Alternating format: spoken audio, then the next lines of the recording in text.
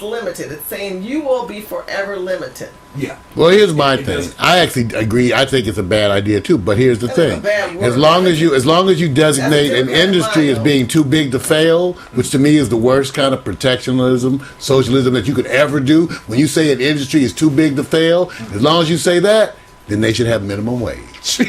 Also, but here's the other thing about if you are, because you're stealing, they should steal too. All right, but we're talking about hard times and how do you get out of them? How do you get out of hard times and how you do it? But I'm saying you can't do one. Of limited, we all know that Shirley, been limited wages since that's what I'm saying, Shirley. See, I'm saying in a fair world, I wouldn't be for minimum wage.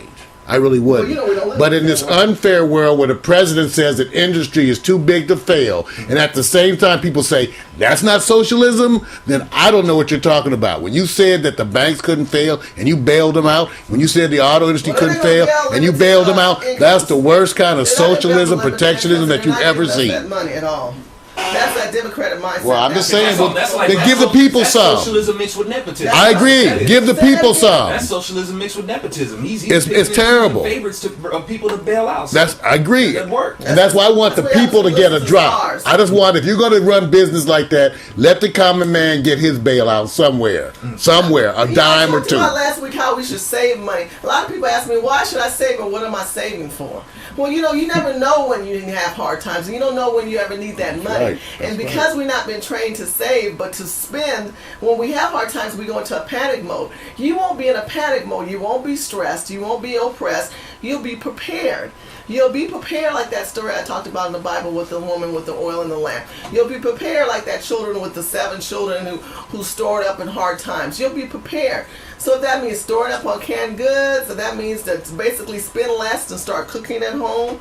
I mean, if it's being that capitalist, maybe you have a job and you do a small capitalist situation like our brother here. What do you feel about that? Saving in hard times. I mean, most people don't want to save. You got to build your storehouse. But how do you do that?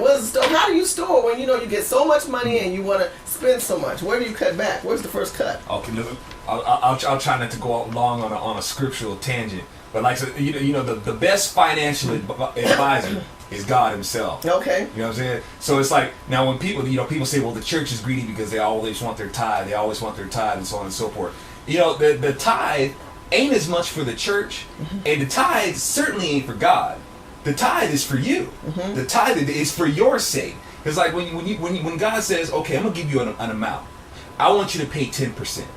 Now, in order for you to pay 10%, you actually have to know how much you make, which means you got to keep an eye on your money. So you got to be conscious of how much you bring in. You got to be conscious of your income. Right. Exactly. So when God, but the Bible also talks about through tithes and offering. People can, if they can tithe, they can also offer through volunteering and be a giver, because that's part of the laws of attraction. Wouldn't you agree with that? Yeah, you got to have a heart of service. That's what it's about. A heart of service. A heart of service. Because if you have a heart of service, when you say that's also part of that storing up the goodness, yes, that's part of the income. People think it's just about money, but it's not. Mm-hmm. That's what you're saying. Yeah, you got to be ready to serve. Pay attention. When you're doing that, then you are able to serve your storehouse. Okay.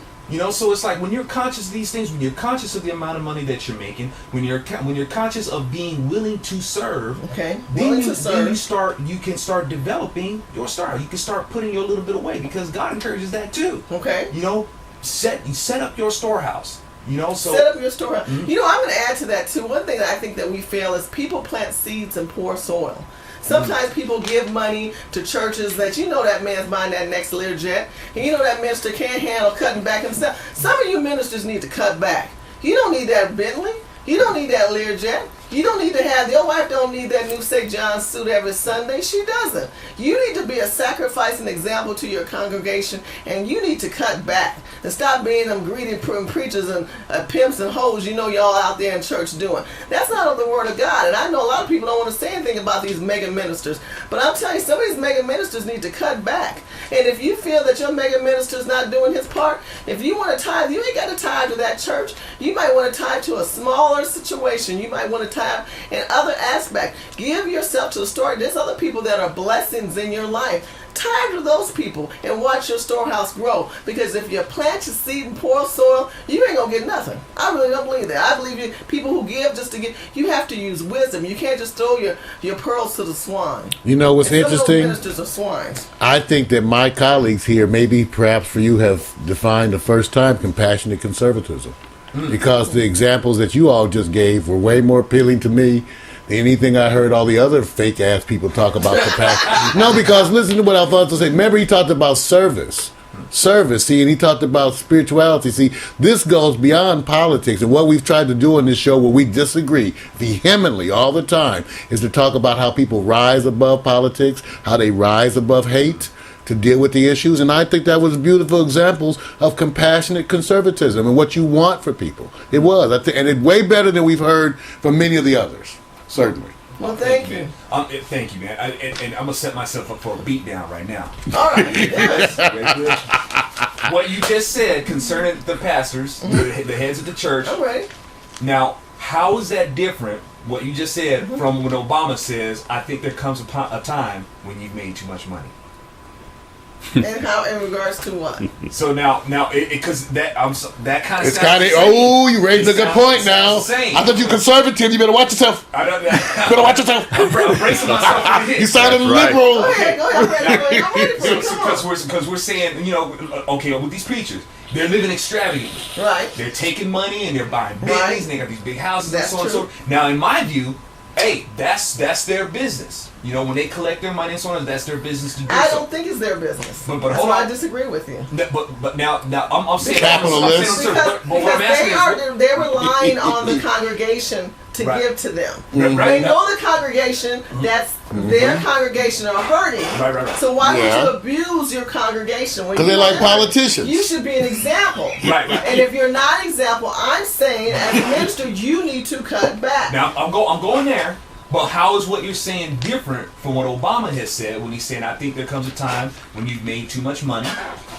Basically you're taking all your money. But Obama has also given money to czars. Obama has also paid off banks. Obama has also allowed BP to continue to have us be responsible for the oil spill and the contraction. Oh, you are that we responsible. have. And then Obama has basically blocked anyone trying to come help.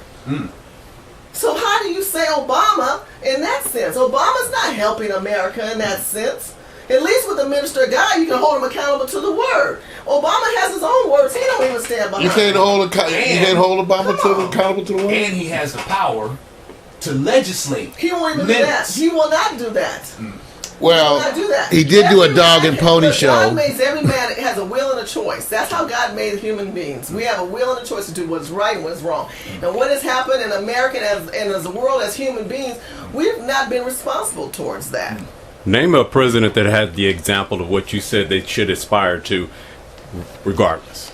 You The know what? I'm example. going to give you a Democrat. How you like that? It doesn't matter which one. I'm going to give you Kennedy. No, but No. that's I don't know. I don't know. Shirley. Oh, I don't. Oh, what a speech. What do you mean What a a speech? What the hell you Speech. talking about? Look at that. What kind of shit is that? You she cop came out. saying with a straight face. Cop out. And you actually like, see, y'all? No, I said like see. Kennedy. I said there No. are certain things that he did at that point of history. I did too, but come Every on. point of history has a point and a turning point. Bay of Pigs. You know, You better watch yourself now. You better watch yourself. He invaded what you Cuba. do for your country and Bravo. what your country can do. No, Shirley, I agree with you on the statement that he made, but other Would you let there. me just defend yeah. my sister? Yeah, no, I agree. Attacking me, thank you. Go ahead. Kennedy made a statement that what you do for your country, what you do for yourself. Okay. The bottom line is, what are you doing for yourself right now? This is 2010. We can pull up all these past presidents, but on hiphoprepublican.tv, we're trying to keep you current. Okay. Yeah. And yes, none of them presidents are perfect. Not a Democrat, not a Republican. None of them are perfect. Not a congressman, not a senator. They're all trying to keep their minds. Y'all think their job is easy. You try it. But the bottom line is we have to be responsible. That's what I'm saying. We can police our own immigrants. You don't think they're illegal? Make a phone call. Get their ass deported. I don't give a crap. You don't want to pay taxes. You waving your flag.